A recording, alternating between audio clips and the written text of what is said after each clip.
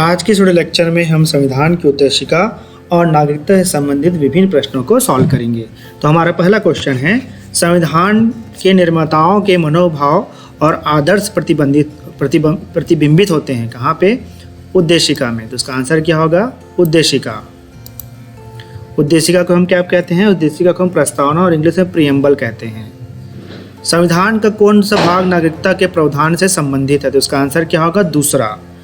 तो इसमें जो अनुच्छेद 5 से 11 तक का जो अनुच्छेद है वो नागरिकता के विषय में बताता है, और इसमें यह भी बताया गया है कि कोई भी व्यक्ति 5 तरीके से भारत की नागरिकता प्राप्त कर सकता है। पहला तो जन्म के द्वारा, दूसरा रक्त संबंध या वंशक्रम के द्वारा, तीसरा देशीकरण के द्वारा, और चौथा रजिस्ट्रीकरण के द्वारा या किसी विभाग के सम्मेलन के द्वारा। इस तरह से 5 तरीके से कोई भी व्यक्ति जो है भारत का नागरिक बन सकता है, और 3 तरीके से उसकी नागरिकता समाप्त हो सकती है। एक तो पहला ये कि वो स्वयं त्याग दे स्वैच्छिक रूप से। दूसरा तरीका ये है कि उसको बर्खास्त कर दे भारत सरकार, अगर मान लो उसने किसी शत्रु देश का सहयोग दिया या कुछ ऐसा काम किया जिसकी वजह से उसकी नागरिकता को रद्द किया सकता है, तो ये काम कौन कर सकता है? भारत सरकार कर सकता है। तीसरा तरीका क्या कर सकता है कि कोई भारतीय नागरिक स्वेच्छा से किसी अन्य देश की नागरिकता ग्रहण कर ले, तो ऐसी स्थिति में उसकी भारतीय नागरिकता स्वयं समाप्त हो जाती है। अब देख लेते हैं, धर्मनिरपेक्ष सब भारत के संविधान की उद्देशिका प्रस्ताव का एक भाग है जो किस संशोधन के द्वारा जोड़ा गया? तो उसका आंसर क्या होगा? 42वां संशोधन के द्वारा जोड़ा गया है। ठीक है, और ये कब आया था? ये आया था 1976 में आया था। दोहरी नागरिकता निम्नलिखित में से किसकी विशेषता है? तो उसका आंसर क्या होगा? संघीय सरकार की विशेषता है। लेकिन भारत में दोहरी नागरिकता को नहीं अपनाया गया, भारत में एकल नागरिकता को अपनाया गया है। और ये कहाँ से लिया गया? नागरिकता वाला जो एकल नागरिकता जो है ग्रेट ब्रिटेन से लिया गया है। और दोहरी नागरिकता कहाँ पाई जाती है? यूएसए में पाई जाती है। नागरिकता प्राप्त करने के लिए शर्तें निर्धारित करने का सक्षम निकाय कौन सा है? तो इसका आंसर क्या होगा? संसद और विधानसभाएं। इसका आंसर होगा केवल और केवल संसद। केवल संसद ही नागरिकता से संबंधित क्या कर सकता है? प्रोविजंस का निर्माण कर सकता है, और कोई बॉडी नहीं कर सकता। कौन सा अनुच्छेद के तहत? अनुच्छेद 11 के तहत। हमारे संविधान की प्रस्तावना में क्या उल्लेख नहीं है? देखो, न्याय का तो है ही, भातृत्व का भी है, प्रतिष्ठा की समानता का भी है, किसका नहीं है? वयस्क मताधिकार का हमारे प्रीएम्बल में उल्लेख नहीं है। तो उसके बाद क्वेश्चन आता है कि निम्नलिखित उद्देश्यों में से कौन सा एक भारत के संविधान की उद्देशिका में समाहित नहीं है? तो इसका आंसर क्या होगा? देखो, विचार की स्वतंत्रता तो है ही, अभिव्यक्ति की स्वतंत्रता है, विश्वास स्वतंत्रता है, आर्थिक स्वतंत्रता की बात नहीं करता है। फिर देख लेते हैं, भारत के संविधान के निर्माताओं का मत निम्नलिखित में से किससे प्रतिबिंबित होता है? तो इसका आंसर क्या होगा? उद्देशिका में से प्रतिबिंबित होता है। उद्देशिका में उसने जो है पूरी तरह से बोल सकते हैं संविधान का समरी बता दिया, एक्सट्रैक्ट बता दिया है। अब यहाँ पर पूरा प्रस्तावना को लिखा गया है कि हम भारत के लोग भारत को एक संपूर्ण प्रभुत्व संपन्न समाजवादी पंथ निरपेक्ष लोकतंत्रात्मक गणराज्य बनाने के लिए तथा उसके समस्त नागरिकों को सामाजिक, आर्थिक, राजनीतिक, न्याय, विचार, अभिव्यक्ति, विश्वास, धर्म और उपासना की स्वतंत्रता, प्रतिष्ठा और अवसर की समता प्राप्त कराने के लिए तथा उन सब में व्यक्ति की गरिमा और राष्ट्र की एकता और अखंडता सुनिश्चित करने वाली बंधुता बढ़ाने के लिए दृढ़ संकल्प होकर अपनी संविधान सभा में आज, यहाँ पर तारीख नहीं दिया गया, उसी को हमको बताना है कि इसको कब अंगीकृत किया गया। तो उसका आंसर क्या होगा? 26 नवंबर 1949 को इसको अंगीकृत किया गया। ठीक,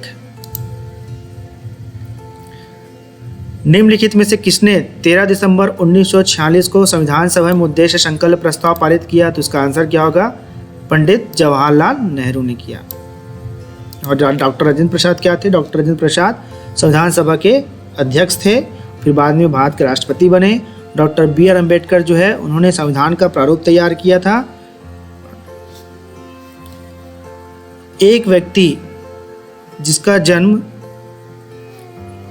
2 मिनट,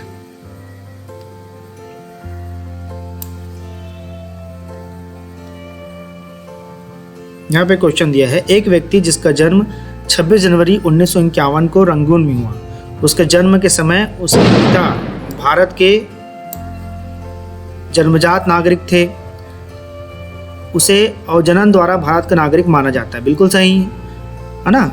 ये कर सकते हैं 26 जनवरी 1950 के बाद, परंतु 1 जुलाई 1947 से पहले भारत में जन्मा कोई भी व्यक्ति जन्म के द्वारा भारत का नागरिक हो सकता है। पहली बात तो ये। दूसरा चीज़ ये बोलता है कि 1 जुलाई 1947 या उसके बाद भारत में जन्मा कोई भी व्यक्ति भारत का नागरिक है यदि उसके जन्म के समय उसका कोई एक अभिभावक क्या है, भारत का नागरिक है। तो यहाँ पे जो प्रश्न है इसमें किसके बारे में बात किया जा रहा है, इसमें बात किया जा रहा है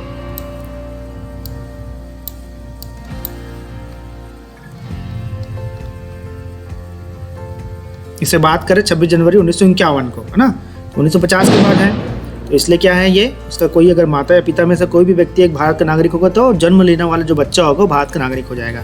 फिर क्या बोलते हैं, एक व्यक्ति जिसका जन्म 1988 को ईटानगर में हुआ है, उसके जन्म के समय उसकी माता भारत की नागरिक है। देखो इसकी भी माता भारत की नागरिक है परंतु पिता भारत का नागरिक नहीं है, तो उसे भारत का जन्मजात नागरिक माना जाएगा, क्योंकि माता या पिता दोनों में से एक को होना जरूरी है।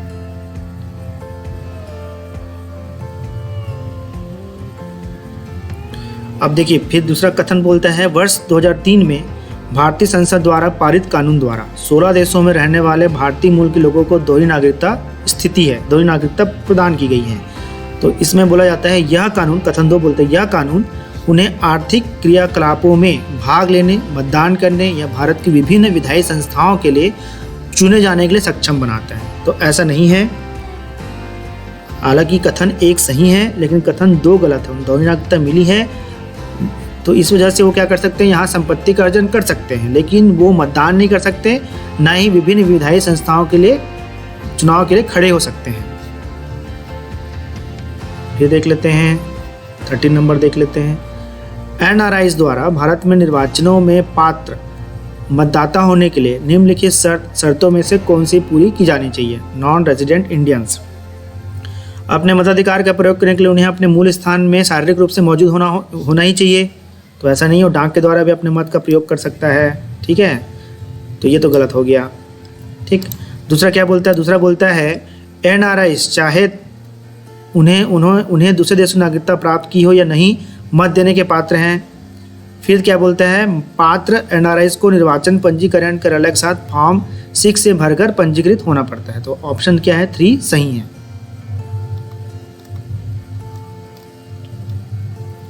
भारत का संविधान गणतंत्री है क्योंकि यह एक निर्वाचित संसद को पाबंद करता है, वयस्क मताधिकार को पाबंद करता है, अधिकारों का विधेयक समाविष्ट करता है, कोई वंशागत तत्व नहीं रखता। तो इसका आंसर क्या होगा, कोई वंशागत तत्व नहीं रखता। यहाँ का जो राष्ट्र प्रमुख होता है जनता के द्वारा चुना जाता है प्रति 5 वर्ष के पश्चात। भारत के संविधान की उद्देशिका में समाजवादी शब्द क्या है। अब इसमें पूछता है, अनुच्छेद 39D के साथ पठित राष्ट्रीयकरण विधियों की स्वाधीनता बनाए रखते तो न्यायालय को समर्थ बनाएगा। अनुच्छेद 14 के साथ पठित ऐसे कानून को जो पूर्णतम मात्रा में समाजवादी लक्ष्य को प्राप्त करने में असफल हो गया हो, विखंडित करने में न्यायालय को समर्थ बनाएगी। अनुच्छेद 25 के साथ पठित न्यायालय को उस अनुच्छेद के अंतर्गत प्रत्याभूत स्वतंत्रता सुनिश्चित करने में समर्थ बनाएगा। अनुच्छेद 23 के साथ पठित आय एवं प्रतिष्ठा की समानताओं में कमी करने के लिए न्यायालय को समर्थ बनाएगा। तो इसका आंसर क्या होगा, आर्टिकल 23 मतलब डी। संवैधानिक व्याख्या में उद्देशिका उपयोगी है, क्यों उपयोगी है, तो यह मूल्य भाई शब्दों का प्रयोग करती है, ये गलत है। यह संविधान निर्माताओं के वास्तविक लक्ष्य और दर्शन को समृद्ध करती है, ठीक है, इसलिए ये बी वाला ऑप्शन क्या होगा, इसका सही होगा। 17 नंबर क्या बोलता है, 17 नंबर बोलता है एसआर मुंबई बनाम भारत संघ के वाद में भारत के संविधान की निम्नलिखित में से किस एक विशेषता को उच्चतम न्यायालय द्वारा आधारभूत संरचना के रूप में मान्य ठहराया गया। तो इसका आंसर क्या होगा, पंथ निरपेक्षता को ठहराया गया है। और वर्तमान स्थिति ये है कि संविधान में संशोधन किया जा सकता है, लेकिन संशोधन करते वक्त इस बात का ध्यान रखा जाएगा कि संविधान का जो मूल ढांचा है वो प्रभावित ना हो। ये वाली बात किसमें आई, ये वाली बात आई है केशवानंद भारती बनाम भारत संघ के वाद में, ये बात निकल के आई है। 18 नंबर देख लेते हैं,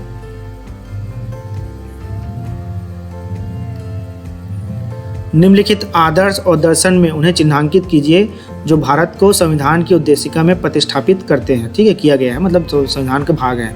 तो प्रभुत्व संबंध, लोकतंत्रात्मक गणराज्य तो है ही, समाजवाद और पंथ निरपेक्षता ये भी है, पूंजीवाद और मुक्त व्यापार ये वाली बात नहीं है। तो इसका आंसर क्या होगा, केवल 1 और 2।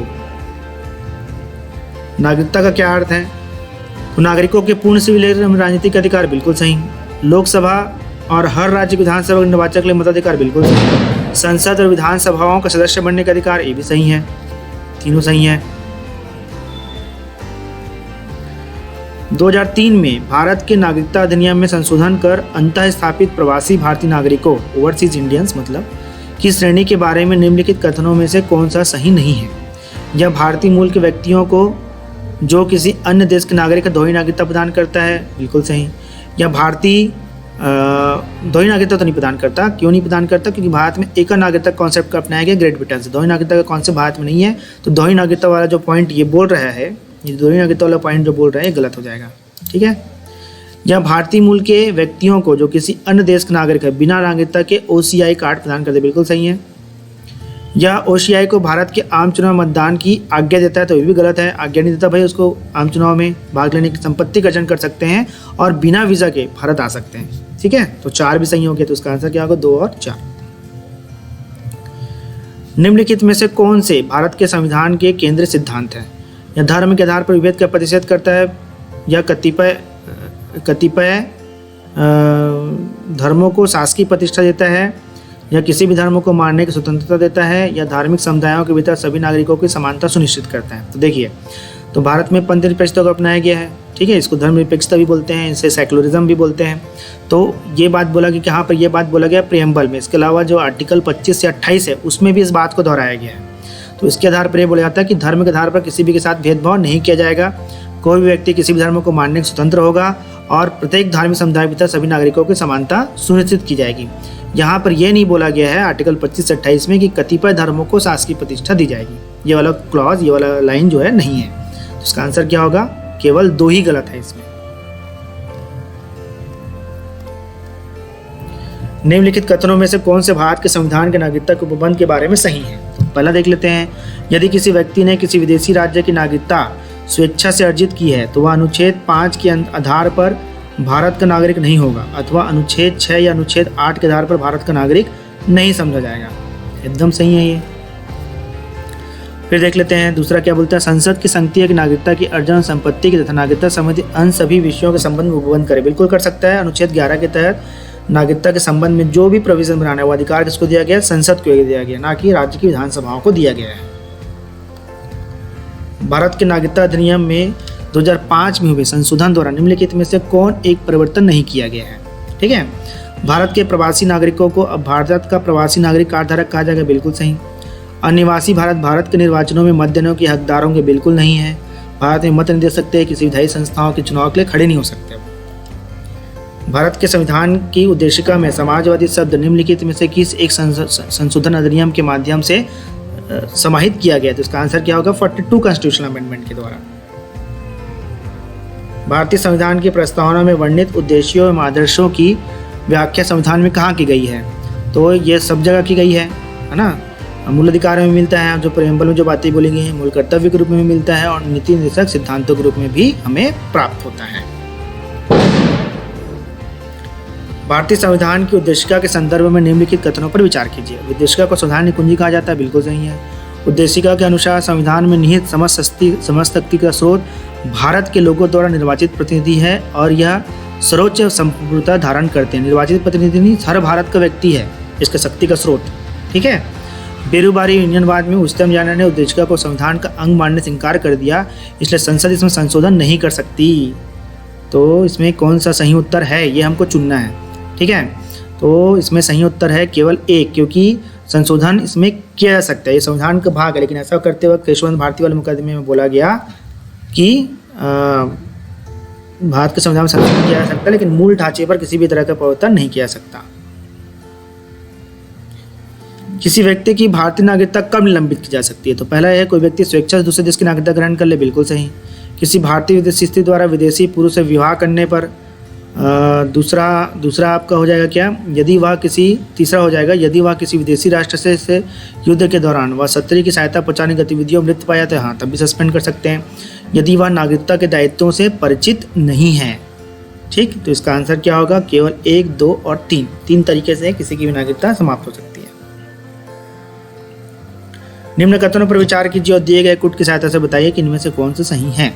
संविधान में यूनियन ऑफ स्टेट शब्द प्रयुक्त हुआ है क्योंकि भारतीय राज्यों को अलग होने का अधिकार नहीं है। बिल्कुल सही है, जबकि यूएस के संविधान में था पहले, लेकिन सिविल वार के बाद कंडीशन चेंज हो गया है। एस के धर आयोग ने राज्यों के पुनर्गठन हेतु भाषा के आधार की अपेक्षा प्रशासनिक सुविधा को वरीयता दी। बिल्कुल सही। पंडित नेहरू, सरदार पटेल और पटाभी सिद्धरामैया की अध्यक्षता में कांग्रेस कमेटी राज्यों के पुनर्गठन में भाषाई आधार के पक्ष में नहीं थी। बिल्कुल सही। तो उसमें का सब क्या होगा, सही होगा। लेकिन बाद में जो है भाषा के आधार पर राज्यों का गठन किया गया, फैजल अली आयोग के रिकमेंडेशन के आधार पर।